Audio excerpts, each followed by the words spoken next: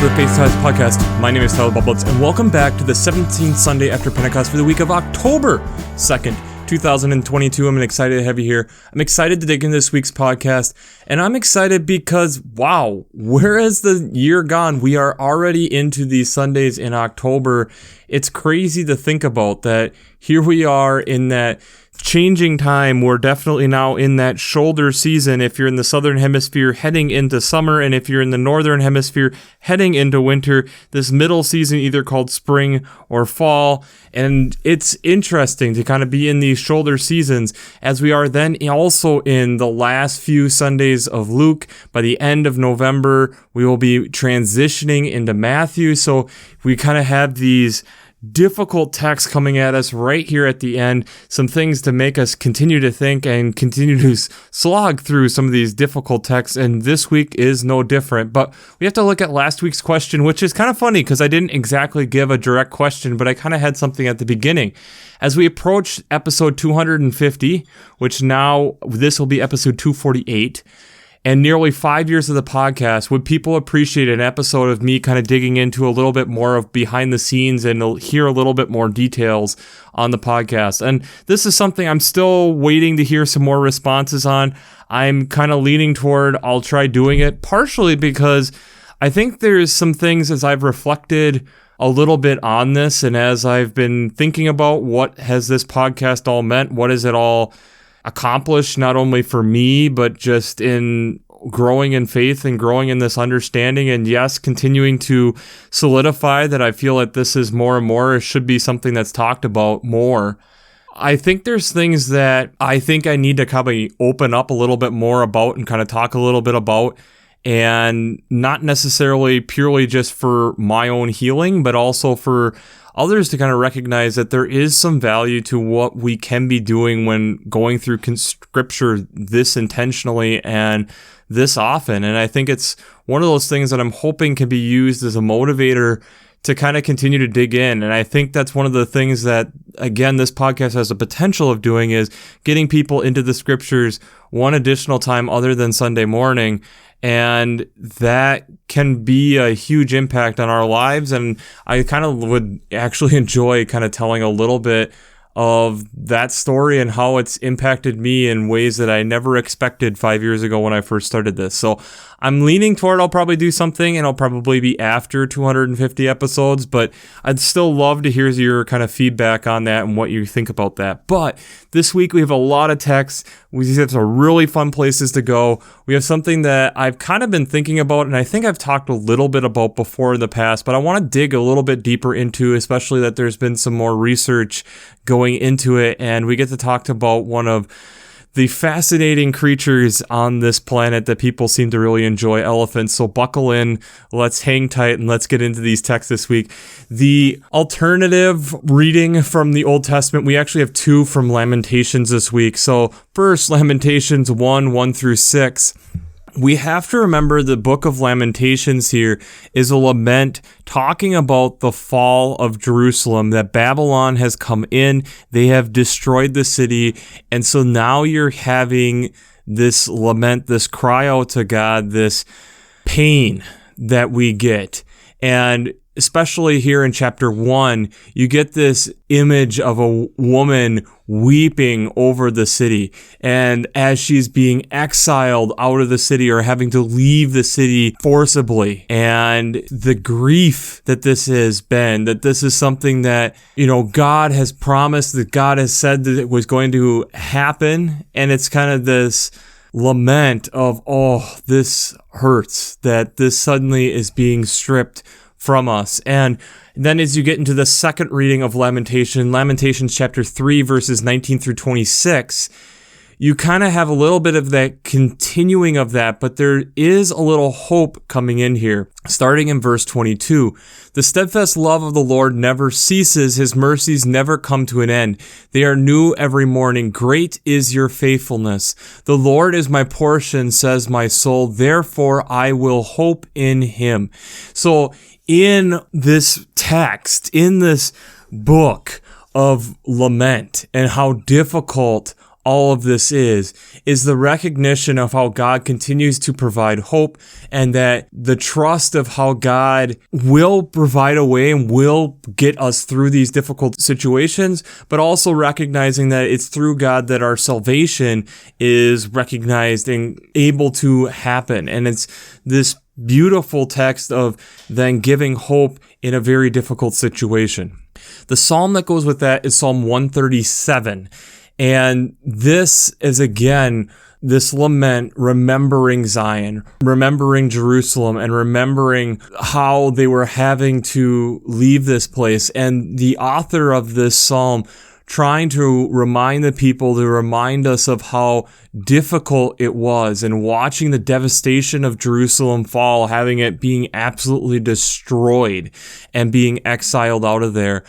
And recognizing how they are setting their rock on something greater than just the city. They're setting their rock on something of Christ, on God, to be able to provide for them. The other alternative Old Testament text this week is out of Habakkuk chapter 1 verses 1 to 4 and chapter 2 verses 1 to 4.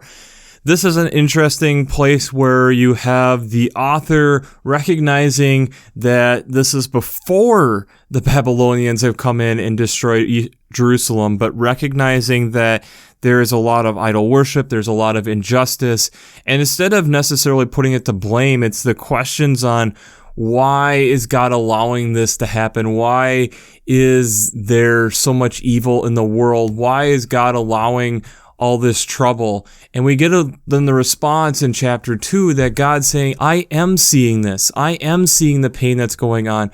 But recognize that through your faith and through the recognition of the faith that you have, that this is where my spirit will continue to start bringing out where we are going and be able to help bring faith to where we are moving and be able to provide insight into where we are going.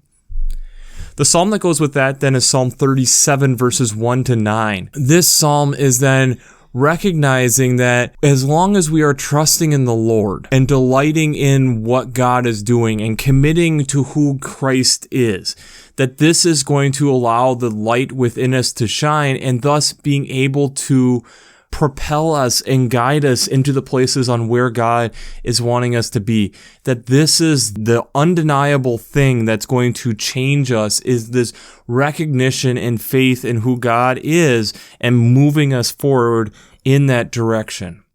The epistle text or second reading is from 2 Timothy chapter 1 verses 1 to 14. This is the beginning of 4 weeks in 2 Timothy, and this text, I think, in a lot of places is the text that's going to be preached. It's a little bit easier. This is a letter that Paul is writing to Timothy while he's on death row, probably some of his last communication, but the really kind of popular part of this is the recognition of the faith line on where Timothy, or the reader of this, is going to be getting their faith. It starts in verse 5. I am reminded of your sincere faith, a faith that lived first in your grandmother Lois and your mother Eugene, and now I am sure lives in you. And then reminding of how God's Spirit does not say that this is something that's a burden, but it's something that's pushing us forward, that we're a prisoner of Christ, in that we are trying to live out this way of life that is commending us and moving us forward and guiding us to where we will go. And not being ashamed of recognizing this, but embodying this and recognizing that this is a part of who we are, and that this is something that's of great value to us, is to recognize the Holy Spirit working within us. The gospel text this week is out of Luke chapter 17 verses 5 to 10. And my recommendation for this is you need a little bit more context.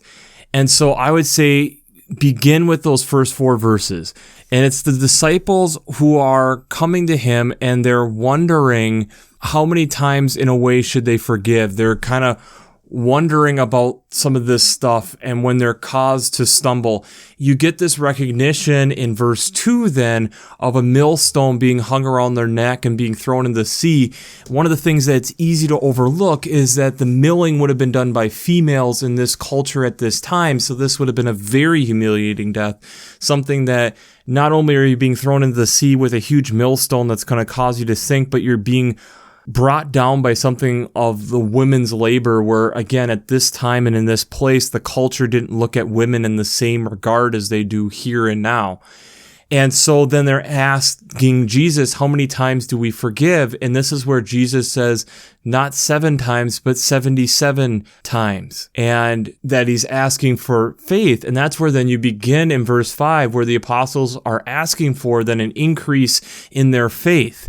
And the Lord then gives this response of, if you have faith the size of a mustard seed, you can move this mulberry tree, be uprooted and planted in the sea. And then gets into this admittedly weird example of how you're having a slave who is working the fields come in, and would you not offer them at the table, but rather you're telling them to go and do something else. And do you thank a slave for doing as they are commanded? And recognizing that this is something we are being called into the work in which God is calling us into, and are we recognizing that and obeying to where God is calling us to be, and then hearing for those words of God, recognizing that we are doing what we're being called into. So, before we jump into how faith and science come together this week, we do a shameless plugs for Working Preacher. If you haven't checked out Working Preacher, I'd highly recommend it. Between their sermon brainwaves, podcasts, their commentaries, their discussions. Since I'm not an ordained minister, I use them on a weekly basis to help bring you this podcast. And I love having not only their Working Preacher podcast, but also multiple different commentaries, multiple different discussions to be able to look at, think about, and discuss these different texts. So if you haven't checked out workingpreacher.org, I'd highly recommend it. I'd also highly recommend checking out the Revised Common Lectionary coming from Vanderbilt's Divinity Library. I really like how they lay out the text every week, but they also have a lot of different ideas for art, for hymns, for colors, for prayers, things to be thinking about and ways to be able to incorporate this into your day-to-day life and your faith walk. So if you haven't checked out the Revised Common Lectionary coming from Vanderbilt Divinity Library, I'd highly recommend that. We've talked about on this podcast before, and I will say make sure to go back and listen to the podcast that I gave 3 years ago talking about comparing how small a mustard seed is, talking a little bit about that and the scheme of where that is. It's still a very, very small seed, but it's this recognition of faith and living out faith is a very difficult thing for us to do. But it's also this understanding of when Jesus is asking, do you not thank the slave for doing what was commanded? We are worthless slaves. We have done only what we ought to have done. This idea of listening to God and doing where God is calling us to be is sometimes really difficult for us to hear.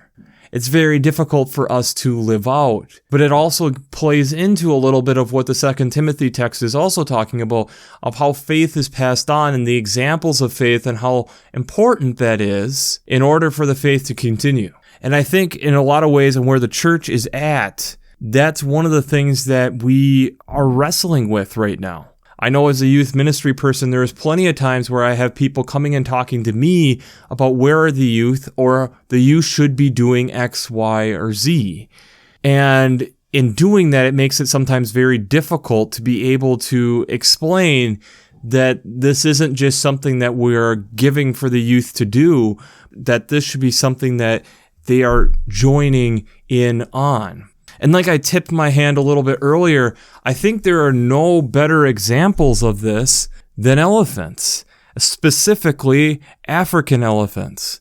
And as we probably have heard, African elephants being the largest land mammal on the planet, this majestic creature, they're huge. They're absolutely massive, weighing up to 6 tons, and it can be anywhere between 18 to 24 feet tall. These animals are huge. But as we have kind of learned throughout history and learned as we have studied these creatures, We realize how important the family matriarch is within these clans, where you have clans between 6 to 20 members, potentially up to 50 members, where they're usually led by an elder female who is then the historian, but also helping guide them to the places on where to eat or where to drink in difficult times because of how good their memory is. But one of the things that has been overlooked over the years, and one of the things that doesn't get talked about a ton, is these African elephant bulls, specifically the young teenage bulls. These young males at some point decide to leave, and in doing this, there has been some interesting things that they have started to realize.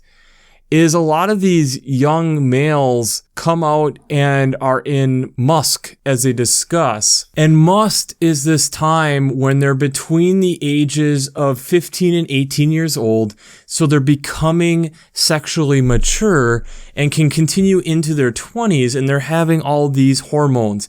And they're, looking taller. They're trying to have a little bit more swagger. They're trying to strut a little bit more. They're starting to have this form of where they're having this constant stream of urine coming out of them, basically to say, and I quote coming from an article from BBC Earth, stating, "Here I am, I'm fit, I'm healthy, and I'm looking to mate."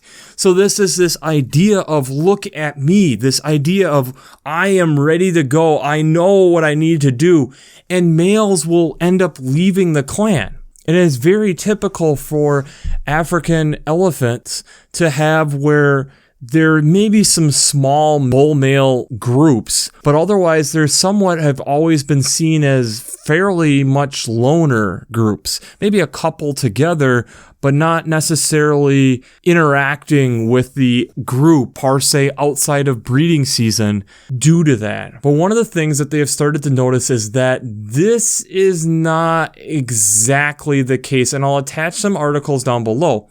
But they're realizing, just like the matriarchs within the clans of female elephants, the importance of older bull males is also extremely important. And one of the case studies that they've used is that there have been times where you get these young African elephants in musk, and suddenly they are starting to find that they are killing rhinoceroses. Now, this isn't common, but this has happened before. But you get where there's been periods of times where they are suddenly getting this uptick and having it be more and more common. What did they find? They found what dramatically changed, and this is going back to the 70s, and it's kind of been confirmed since, is that they brought in 6 older bull elephants because they realized that a lot of these males that were around were late adolescent elephants. The moment they brought in those 6 bull elephants, it was within a day. Suddenly, this rush of testosterone and the aggressive behavior diminished. It was completely gone. Suddenly, these delinquent elephants fell into line, that there was something different going on. Now, is part of this because in doing that, and I'll see if I can find it again and attach the links down below, African elephants, which is absolutely incredible, is that they can fairly confidently know that they can listen through their feet to be able to hear different interactions with different clans around. But thus, does the bull males, these older bulls, made some type of call to be able to let these younger adolescents suddenly realize, oh snap, we're not suddenly the top of the food chain, that there's potentially some other competition, some other people that we need to be looking up to. And yes, we might be younger and stronger, but they have maybe more wisdom to be able to outclass us, and that's what settled them down, or them realizing that this needs to be adjusted, and suddenly there were no more rhinos being killed by these young adolescent elephants. When we are taking this idea and looking at it from a faith perspective, and specifically with the text that we have, It helps us recognize how important our elders are to our young people, but it's a two-way street. It's not just the elders showing up, but it's the elders also being there to provide guidance for those younger elephants. Yes, it means that the younger elephants need to have the respect, which means that yes, the elders need to be able to show that they are worthy of respect. But it also means that they have to be willing to share their wisdom in doing that.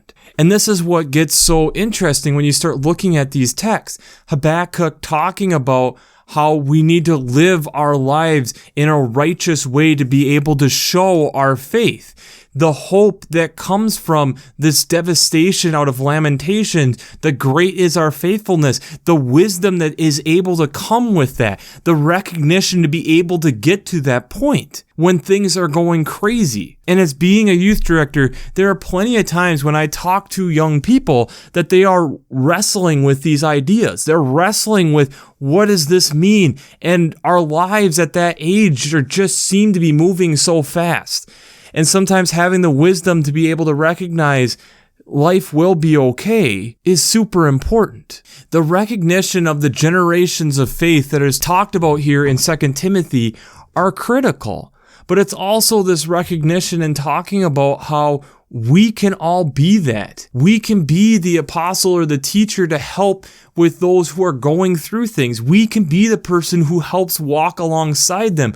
And in doing that, we are obeying the calling on who God has called us to be. It's to recognize that, yes, we may have had a long day of work. We may have had a long day of service, but we are still being called into something else. Those 6 bull elephants they brought in the 1970s into Phelances National Park, they've experienced a lot. They don't have anything more to necessarily prove. Sure, they can probably pass on their genetic material, but in that case, they also still were walking and being around those youngsters to kind of be like, hey, that's enough. They were in a presence to be able to help them learn what it meant to be a bull elephant. Within our own faith, are we doing enough things to be able to recognize and be able to look up to the people who are of elder status to learn from them in the faith? But also on the flip side, if we are in an elder status to someone, are we putting ourselves in the position to be able to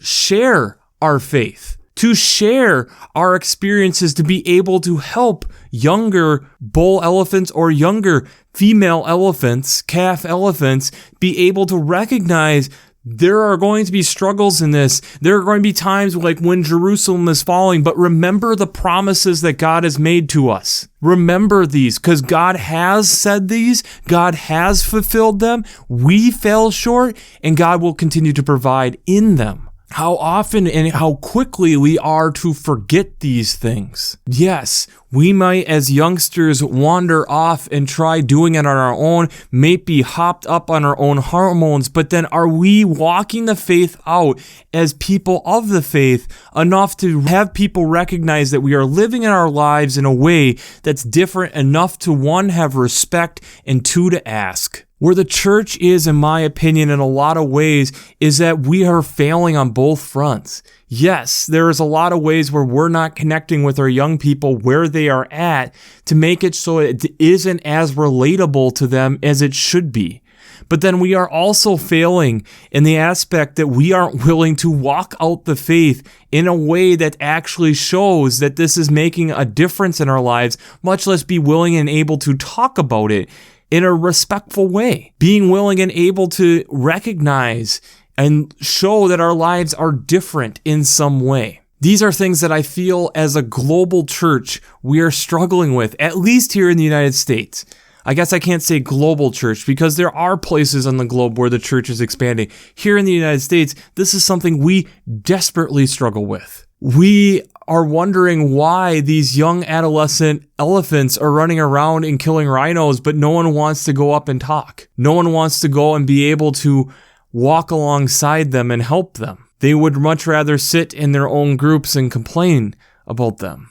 And the issue of where we are is that doesn't allow for us to grow. This isn't allowing us the opportunity to be able to see faith as a child as we are called to see faith as a child.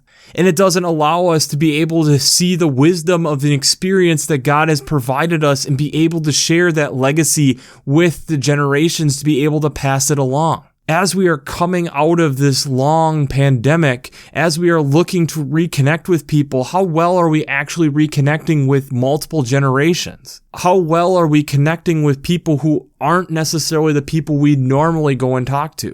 Because there's a lot of hurt, there's a lot of pain, there's a lot of things that are going on that we're overlooking. And these are things that we need to be able to look in our face and be able to confront. Because I think a lot of the issues that we're having, just like the Flamberg National Park was having issues with elephants killing rhinos, some of these can be resolved by us actually working together. Some of these are resolved by us interacting with ones that maybe we don't normally interact with, but we need to interact with. This is a call for us to be able to look at the generations of faith and the legacy that's being left behind. So the question I have for you this week is twofold based on your age. If you're older, what is the legacy you're leaving behind? If you're younger, what wisdom are you taking in from others? So if you're older, what legacy are you leaving behind? If you're younger, what wisdom are you taking in currently? These are questions and things that we need to be able to work with. And that's where, yes, we have this difficult scripture, we have this difficult text, but it's also us recognizing the generations of faith and how difficult the faith has been in multiple times in multiple phases. And what got us through was hope, but hope of recognition of what God has done in the past, thus coming from our elders, thus coming from the wisdom, but also us being open enough to realize that young people are also talked about as they are the kingdom of God, having faith like a child. Thus, this interaction on how we need both and need to be able to connect and need to be able to remember our past while walking forward and working together to do that, to be able to walk the faith, live the faith, and be and go where God is calling us to be. So, we'll wrap this up as we always do. I pray God blesses you through your faith and amazes you through science.